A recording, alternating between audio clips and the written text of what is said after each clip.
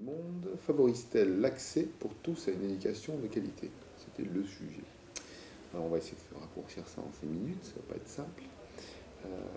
Première chose qui m'a marqué moi, dans cette conférence, c'est votre présentation d'un schéma assez complet sur l'utilisation du numérique par les apprenants, entre les matériels, les origines géographiques, sociologiques, etc. Pouvez-vous nous expliquer en détail, en gros, qu'est-ce qu'on pourrait en conclure? Ce qu'on peut en conclure, c'est que la question de l'égalité qui est attendue n'est pas au rendez-vous.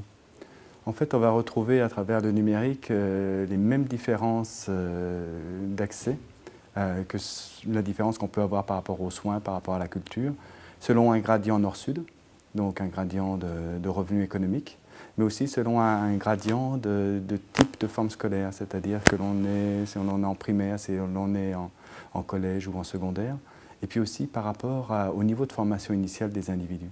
C'est-à-dire qu'aujourd'hui, ce que l'on peut constater, c'est que moins les personnes sont formées, moins elles vont faire un usage de ces ressources et de ces dispositifs numériques. D'accord, donc on essaye dans notre discussion de voir quelles sont les composantes qui vont favoriser les apprentissages à partir du numérique. Donc on voit qu'effectivement, c'est pas parce qu'on est la génération Y, Z, W, je ne sais quoi, qui fait que on va se balader sur ces outils. Vous montrez bien qu'il peut y avoir des différences et qu'à la limite, elles sont historiquement identiques à ce qu'on connaissait avant. Par contre, pour l'évolution des pratiques pédagogiques, on voit que c'est beaucoup plus touffu, beaucoup plus compliqué à analyser. Non, la transformation du système éducatif, c'est vraiment quelque chose de compliqué à analyser.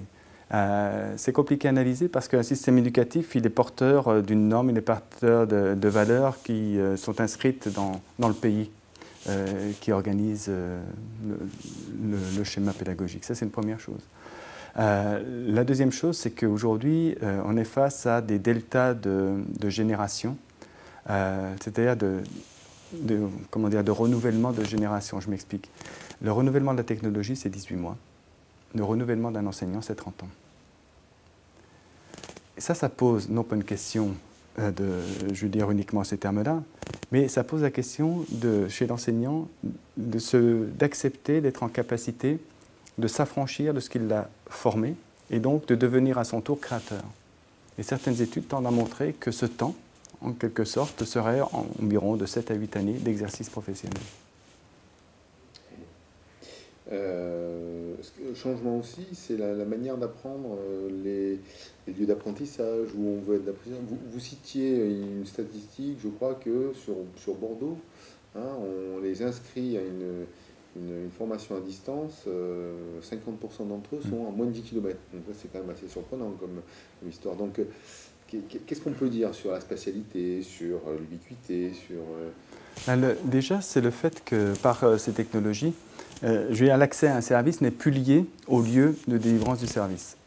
Donc, on peut envisager de se former chez soi, tout en habitant à quelques kilomètres d'une école, d'une université, en ayant une qualité de service qui sera, somme toute, équivalente à celle que l'on a en amphithéâtre. Par exemple, en amphithéâtre, il n'y a aucune interaction avec l'enseignant, alors qu'à distance, on peut avoir une interaction avec le tuteur. Ça, c'est une chose. Ensuite, il y a le fait que les temps d'apprentissage, je veux dire, ne sont pas forcément des temps sur la journée. Et plus on avance, plus les apprenants, je veux dire, pour la nuit pour un grand nombre. Donc c'est vrai que là, ils trouvent à travers ces dispositifs, je veux dire, le moyen de synchroniser, en gros, leur horloge biologique et leur horloge institutionnelle. Et c'est surtout vrai chez les adolescents, chez qui la transformation, je veux dire, les amène à se coucher plus tard, par exemple. Et alors, dans ce contexte-là, l'université, ou du moins le système éducatif dans son ensemble, comment peut-il s'adapter? Puisque sinon, ça va devenir du picking ou du self-service. En gros, c'est quoi le futur de l'éducation face à ça? Enfin, il y aura toujours un système éducatif de façon à aider notamment celui qui apprend, à l'aider dans son travail de différenciation entre ce qu'il faut savoir, entre ce qui relève plus de connaissances secondaires et puis de ce qui relèverait plus, je veux dire, d'une connaissance périphérique.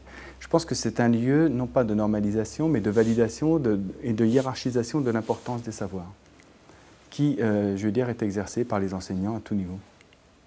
D'accord. Vous avez amené une conclusion sur un terme que je ne connaissais pas, je pense qu'il y a pas mal de personnes qui ne le connaissaient pas, le finage. Et donc vous avez introduit la notion de finage numérique. Alors, expliquez-nous brièvement.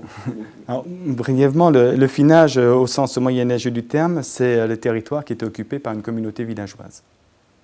Donc on retrouve la notion de communauté dans le numérique, mais une communauté villageoise qui occupait un finage, à la fois pour produire individuellement, pour produire collectivement, ce qu'on retrouve aussi sur le numérique, mais aussi qui empruntait à différentes formes de faire valoir. C'est-à-dire qu'il y avait à la fois des terres qui appartenaient à des communautés religieuses, à des communautés seigneuriales, etc. Donc une multiplicité en fait de formes à partir desquelles, je veux dire, se constituait le territoire et à partir desquelles étaient cultivés, je veux dire, les éléments pour la nourriture des hommes et des animaux.